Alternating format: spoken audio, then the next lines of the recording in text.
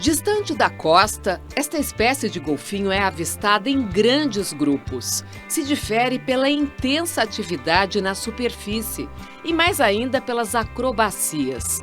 Saltos que atingem até 5 metros de altura e repetidos movimentos de rotação. São algumas das estratégias deles para se comunicar. O comportamento deu origem ao nome popular, golfinho rotador.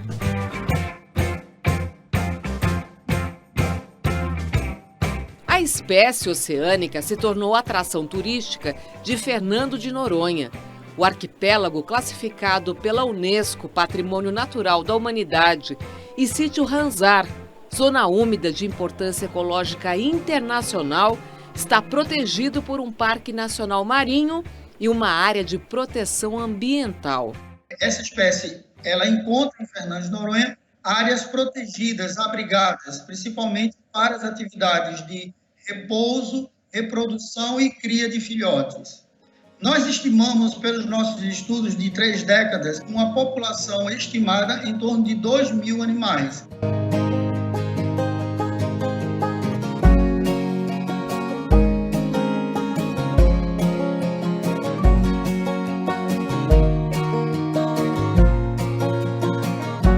No Repórter Eco de hoje, conheça os 30 anos de ações e pesquisas do projeto Golfinho Rotador pela conservação do mamífero aquático, que encanta a todos. E você vai ver também.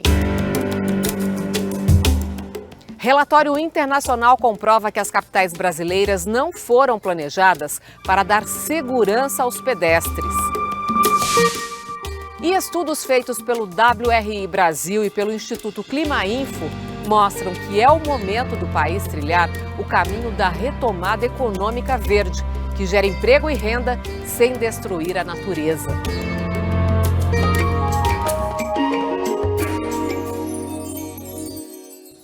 Muita gente gostaria de praticar o hábito saudável de andar a pé diariamente, mas as capitais brasileiras não oferecem a estrutura necessária para garantir segurança ao pedestre. Foi o que confirmou pesquisa feita em várias cidades do mundo pelo Instituto de Políticas de Transporte e Desenvolvimento, que tem sede em Nova York, nos Estados Unidos.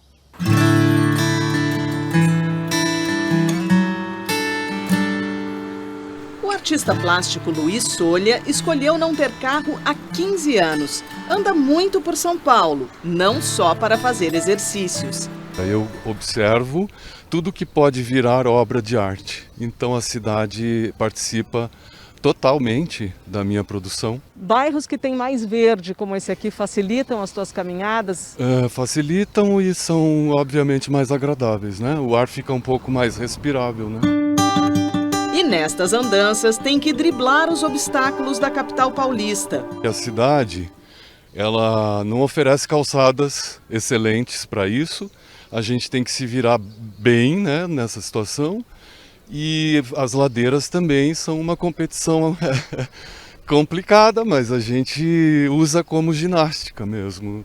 A situação desfavorável enfrentada todos os dias pelo artista plástico foi constatada também na pesquisa Pedestres Primeiro. O levantamento analisou mais de 1.000 áreas metropolitanas ao redor do mundo para indicar quais são mais amigáveis para os pedestres. Entre as melhores capitais estão Hong Kong, Moscou, Paris e Londres. Na América Latina, Santiago, Lima e Bogotá. No Brasil, São Paulo, Rio de Janeiro, Salvador, Belo Horizonte e Brasília estão longe de atingir metas colocadas pelo estudo. Para o pedestre andar, precisa ter, em primeiro lugar, segurança. E segurança significa boa iluminação, bom calçamento. Tem um fator importante que estimula as pessoas a caminhar, é quando você tem perto da sua moradia, no seu bairro, comércio, serviço, escola, posto de saúde. Desigualdades sociais também influenciam a possibilidade de andar a pé pelas cidades. A maior parte das cidades brasileiras são compostas por bairros populares, bairros precários, né, bairros ocupados ali informalmente, sem um projeto de bairro, um projeto de parcelamento do solo, um projeto de calçada. E aí, nessas condições, a gente perde, né, nessa comparação, porque nesses bairros as calçadas são precárias, são estreitas, isso quando tem calçada. Aqui em São Paulo é obrigatório que cada proprietário cuide da sua calçada. Em muitos lugares isso é viável, a maioria não é, principalmente na periferia, porque as pessoas mal têm dinheiro para se manter o seu dia a dia, comer, se vestir, enfim, e não vai cuidar da calçada, porque isso é absolutamente supérfluo. Teria que ter uma política pública, sim, da prefeitura investir em calçada, e não precisa investir em calçada cara. A gente vê em Paris, por exemplo, na Rive Gauche, que é um lugar super chique, você tem calçada de asfalto, que nem aqui a rua. Tornar as cidades transitáveis para os pedestres é fundamental para melhorar as condições de saúde, para evitar as emissões de gases que intensificam as mudanças climáticas e para fortalecer comunidades e economias locais. É o que aponta o instituto responsável pelo estudo. É importante que a pessoa tenha conexão com o seu lugar, com o seu bairro, com onde vai fazer compras. Isso é muito saudável e tem que ser estimulado. Quando uma cidade tem esse conforto, essa segurança, esse prazer, né, de caminhar, as pessoas elas vão se encontrar mais, elas, mesmo que sem interagir, só de olhar, né, isso já é um prazer para a pessoa, isso desestressa. E se essa calçada tiver arborização urbana, só o contato com a cor verde já tem um efeito psicológico, né? Isso é cientificamente provado, que você desestressa, até a sua capacidade de memorização melhora quando você olha para o verde, né? Porque é da nossa fisiologia, a gente consegue distinguir, né, mais de 50 tons de verde, porque a gente vem, né, de uma história de viver em floresta.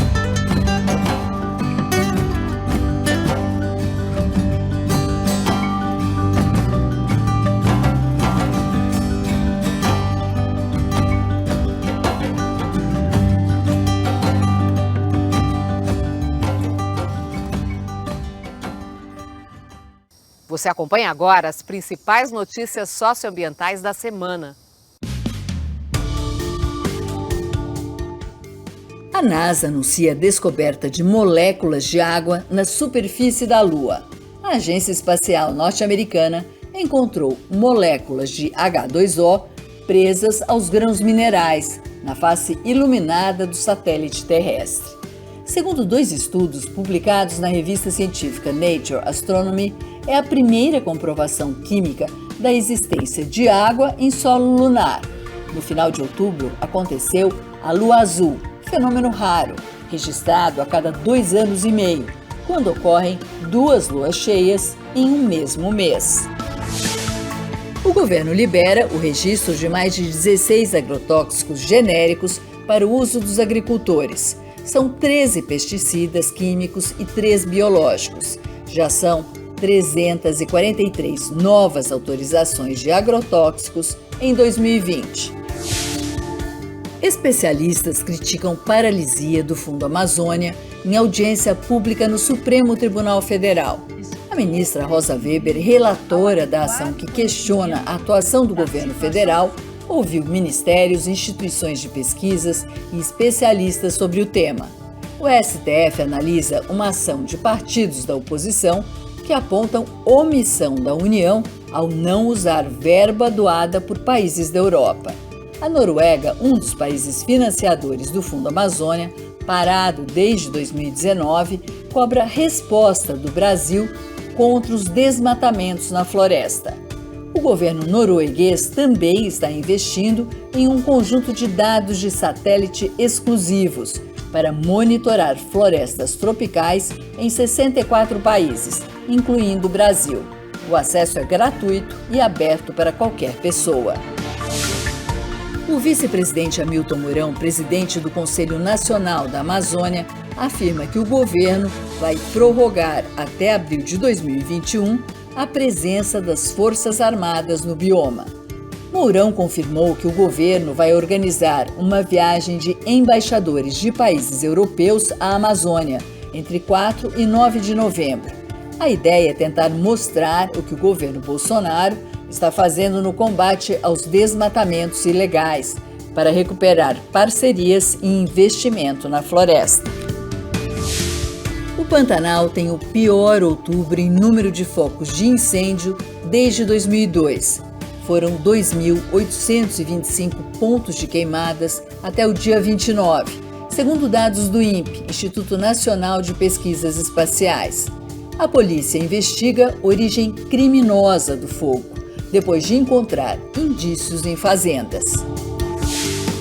Vitória das ONGs ambientalistas. A ministra do STF, Rosa Weber, suspendeu a decisão polêmica do Conselho Nacional do Meio Ambiente. Presidido pelo ministro Ricardo Salles, o CONAMA revogou em setembro passado as regras de preservação dos manguezais e de restingas. A suspensão vale até análise final pelo STF. Na prática, voltam a vigorar as regras que asseguram a proteção desses ecossistemas essenciais para a vida marinha. Sentença da Justiça Federal de Santarém, no Pará, declara a nulidade da instrução normativa da FUNAI, Fundação Nacional do Índio, que mandava retirar dos cadastros fundiários do país as terras indígenas ainda em processo de demarcação. A sentença ressalta que a existência de áreas indígenas ainda não regularizadas é uma pendência causada pela morosidade do próprio governo federal. O prêmio Darcy Ribeiro é concedido ao cacique Raoni Metuktiri, símbolo da luta pela preservação do meio ambiente e dos direitos dos povos indígenas. O troféu foi criado pelo famoso arquiteto Oscar Niemeyer, que era amigo do antropólogo. E aguarde só um instante que o Repórter Eco volta já.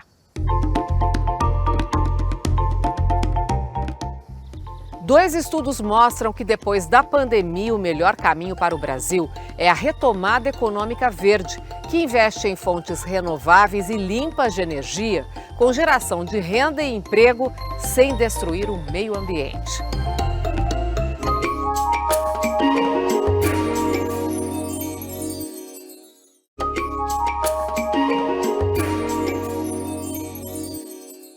A melhor forma do Brasil recuperar a economia é passar a investir na retomada verde, que promove a criação e o crescimento de empregos sem destruir a natureza. A solução é indicada em estudos feitos pelo Instituto Clima Info e pelo WRI Brasil, ligado à ONG Global de Pesquisa sobre Temas Socioambientais.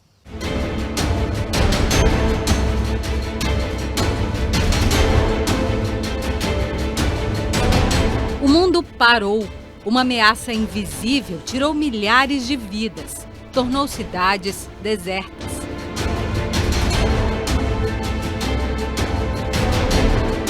Dois estudos feitos no Brasil mostram que para recuperar a economia, o remédio terá que ser a sustentabilidade.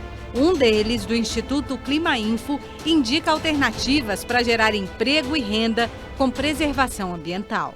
Na hora que você olha para o tipo de coisa que o Brasil está fazendo, então dando dinheiro para as companhias aéreas, dando dinheiro para as indústrias automobilísticas, primeiro que ele não está pedindo nenhuma contrapartida, seja social, seja ambiental, por causa disso.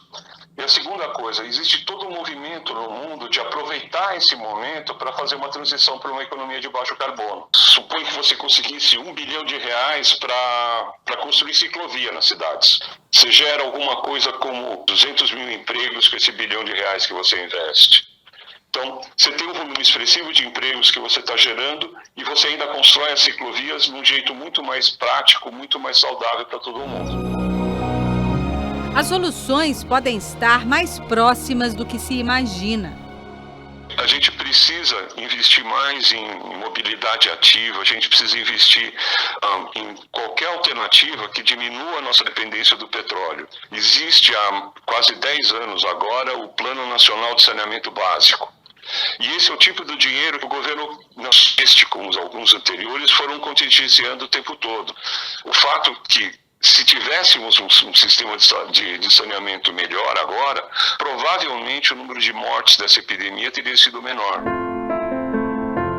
O levantamento do WRI Brasil, parte do World Resources Institute, revela que crescimento econômico e preservação ambiental podem ser uma rica combinação.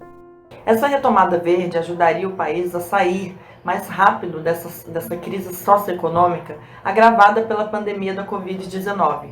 Poderia gerar, inclusive, mais de 2 milhões de empregos adicionais em 2030 em relação ao modelo econômico tradicional.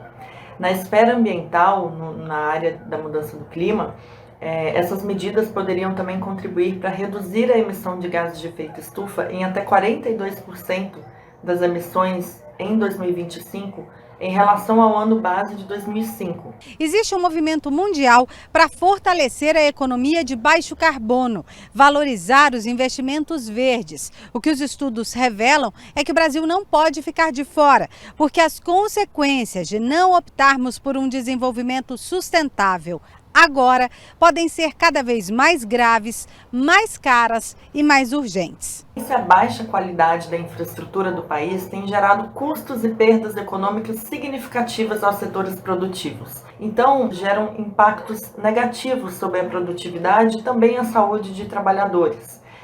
Tem um dado interessante que entre 2013 e 2017, mais da metade dos municípios brasileiros declararam situação de emergência ou estado de calamidade pública. A gente está vendo a mudança climática acontecer no mundo inteiro e está vendo aqui. A gente teve um ciclone bomba, a gente tem secas que fazem cidades como São Paulo, Brasília, Rio, Curitiba fazerem racionamentos de água. Por tudo que se sabe da mudança climática, isso só vai piorar.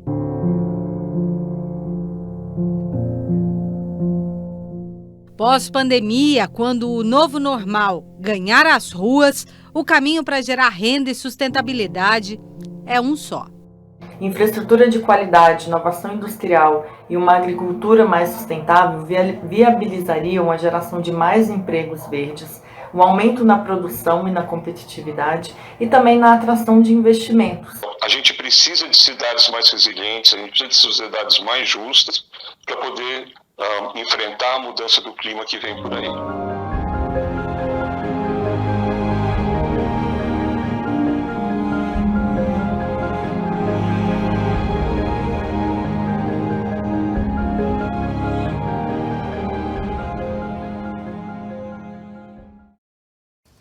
O pedido de apoio de hoje é para a ONG IP, Instituto de Pesquisas Ecológicas, uma das maiores ONGs ambientalistas do país. O IP trabalha com pesquisa, educação e negócios sustentáveis. Tudo para a conservação da biodiversidade brasileira e, por isso, precisa de apoio financeiro. Anote o site ip.org.br. Eu vou repetir, ip.org.br. Clique em Doe Agora e ajude a ONG a proteger nossas florestas. E você vai ver a seguir. O projeto Golfinho Rotador comemora 30 anos de ações pela preservação do mamífero marinho que virou símbolo do arquipélago de Fernando de Noronha.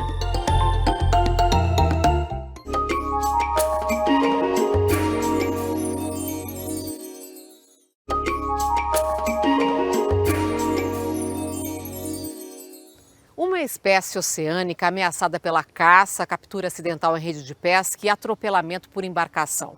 O golfinho rotador encontrou em Fernando de Noronha um lugar seguro para descansar, reproduzir e cuidar dos seus filhotes. Pesquisadores criaram há 30 anos um projeto para conservar esse mamífero marinho que virou atração do arquipélago e que pode ser seriamente afetado pelo turismo desordenado.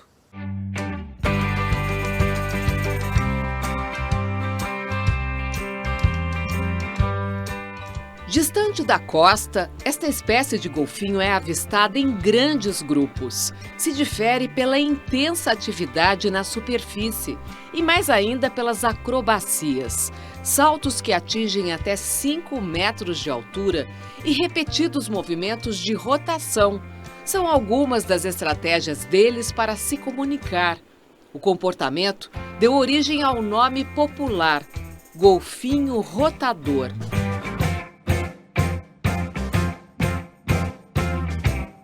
A espécie oceânica se tornou atração turística de Fernando de Noronha. O arquipélago, classificado pela Unesco Patrimônio Natural da Humanidade, e sítio Ranzar, zona úmida de importância ecológica internacional, está protegido por um parque nacional marinho e uma área de proteção ambiental. Essa espécie, ela encontra em Fernando de Noronha áreas protegidas, abrigadas, principalmente para as atividades de repouso, reprodução e cria de filhotes. Nós estimamos, pelos nossos estudos de 3 décadas, uma população estimada em torno de 2.000 animais. Há 30 anos, o projeto Golfinho Rotador foi criado para pesquisar a espécie e estimular ações de conservação, explica o coordenador Flávio Lima. Quais foram as principais descobertas em termos de pesquisas que vocês conseguiram a respeito dessa espécie? Os golfinhos, eles têm uma rotina. Ela se inicia nas primeiras horas da manhã, com os golfinhos rotadores se aproximando das áreas protegidas de Fernando de Noronha. Aí eles passam o dia em repouso, em cuidado dos filhotes, em reprodução.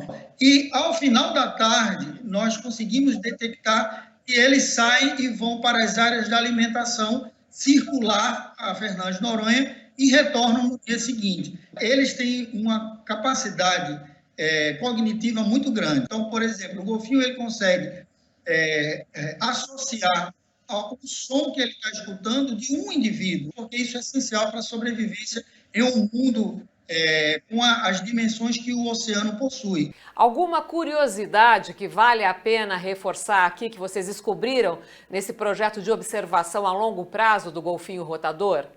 Tem uma curiosidade fantástica. Nós conseguimos descrever de forma detalhada um comportamento que é o comportamento de jogo, de play, de brincadeira. Esse jogo ele é realizado com algas marinhas, em que eles pegam as algas nas nadadeiras, mas também a cauda, e isso tem um fator do ponto de vista social e de formação de alianças do grupo fortíssimo, porque é nesse momento de interação, de diversão, que os golfinhos criam vínculos entre eles.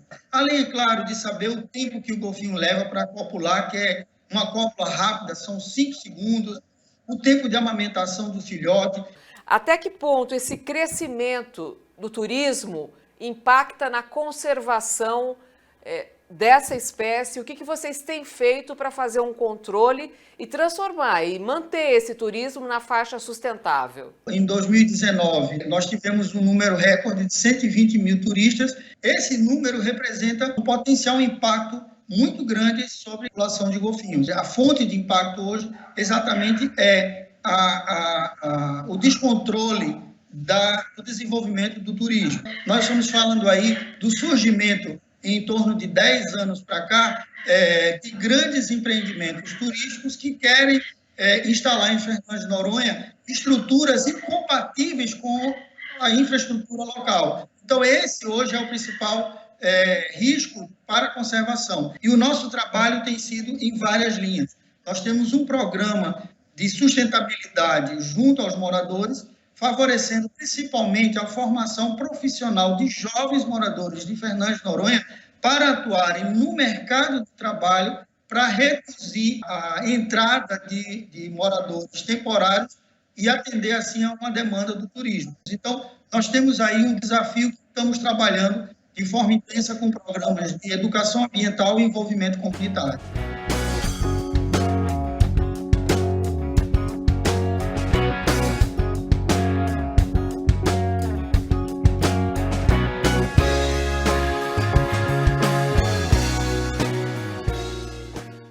E o Repórter Eco de hoje termina por aqui, mas aguarde! No próximo programa tem mais reportagens e informações socioambientais do Brasil e do mundo para você. Até lá!